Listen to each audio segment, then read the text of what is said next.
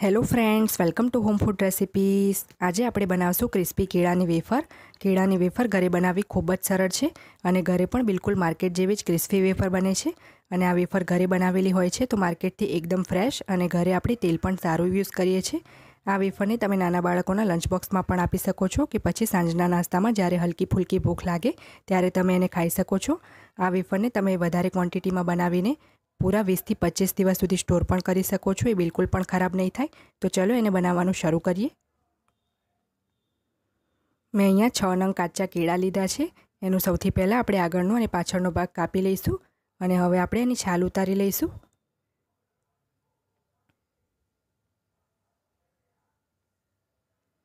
હું અહીંયા ચપ્પુથી જ એની છાલ કાઢું છું। જો તમારી પાસે પીલર હોય તો તમે પીલરથી પણ કાઢી શકો છો। પીલરથી એકદમ વધારે ઇઝી રહેશે। તો આ જ રીતે આપણે પહેલેથી જ બધા કેળાની છાલ નીકાળીને આપણે રેડી રાખવાના છે અને તેલ પણ મેં સ્લો ફ્લેમ ઉપર પહેલેથી જ ગરમ કરવા મૂકી દીધું છે। જ્યાં સુધી હું આ કેળા છોલીશ ત્યાં સુધીમાં તેલ પણ ગરમ થઈ જશે। તો તમે જોઈ શકો છો કે આ જ રીતે બધા જ કેળાની આપણે છાલ કાઢીને રેડી કરી લઈશું।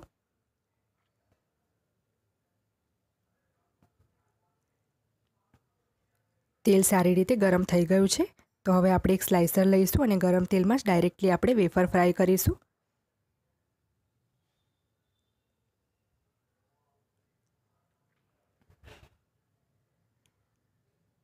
તો અહીંયા એક કેળું મેં આ રીતે ઘસી લીધું છે। તો હવે બાકી એક કેળું પણ હું આ રીતે જ ઘસી લઈશ અને તેલમાં ગરમ તેલમાં જ આપણે વેફર બનાવવાની છે। તમારી કઢાઈમાં જેટલી વેફર આવી શકે એટલી કેળાની વેફર તમે બનાવી શકો છો। અને વેફરને મેં એકદમ ગરમ તેલમાં જ અને ફાસ્ટ ફ્લેમ પર જ બનાવી છે, મતલબ કે ગેસની ફ્લેમ ફાસ્ટ જ રાખી છે। અને આપણે કેળાની સ્લાઇસ આ રીતે એડ કરવાની છે ગરમ તેલમાં। તો હવે આપણે 2 મિનિટ માટે મીડિયમ ફ્લેમ પર આને ફ્રાય થવા દઈશું। એ પછી આમાં મીઠાવાળું પાણી એડ કરીશું।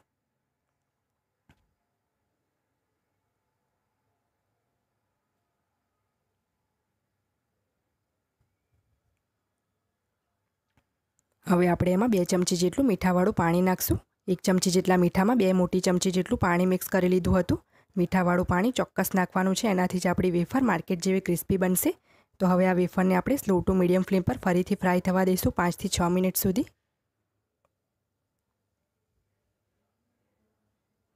આપણી કેળાની વેફર સરસ ક્રિસ્પી થઈ ગઈ છે। આપણે આને વચ્ચે વચ્ચે પલટાવતા રહીને ફ્રાય કરવાની છે। ટોટલ 7 થી 8 મિનિટ જેટલો સમય લાગે છે એક બેચને ફ્રાય થવામાં।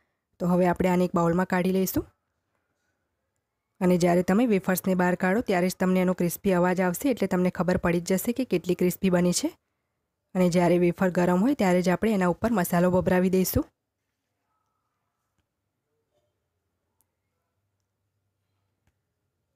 એક ચમચી જેટલો કાળા મરીનો પાવડર અને એક મોટી ચમચી જેટલો ચાટ મસાલો, એ બંનેને મેં મિક્સ કરી લીધો છે અને મસાલો બનાવ્યો છે।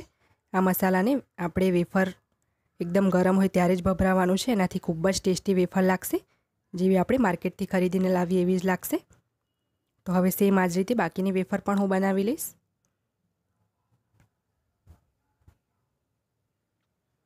સેમ એ જ રીતે બીજો બેચ પણ મેં ફ્રાય કરી લીધો છે।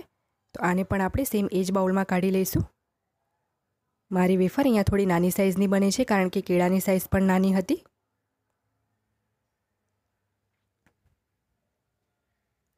આ વેફરને કાઢ્યા પછી આના ઉપર પણ જ્યારે વેફર ગરમ હોય ત્યારે જ આપણે મસાલો ભભરાવી દેવાનો છે। અને જો તમે કદાચ નોટિસ કર્યું હોય તો વેફરને મેં ટિશ્યુ પેપર પર નથી કાઢી, કારણ કે જ્યારે વેફર ગરમ હોય અને એના ઉપર તેલ ચોંટેલું હોય ત્યારે જ આપણે મસાલો ભભરાવશું તો એ સારી રીતે કોટ થઈ જશે। નહીં તો જો વેફર ઠંડી હશે તો વેફર ઉપર અને મસાલો નીચે ભેગો થઈ જશે। એટલે ગરમ વેફરમાં જ આપણે તરત મસાલો ભભરાવવાનો છે।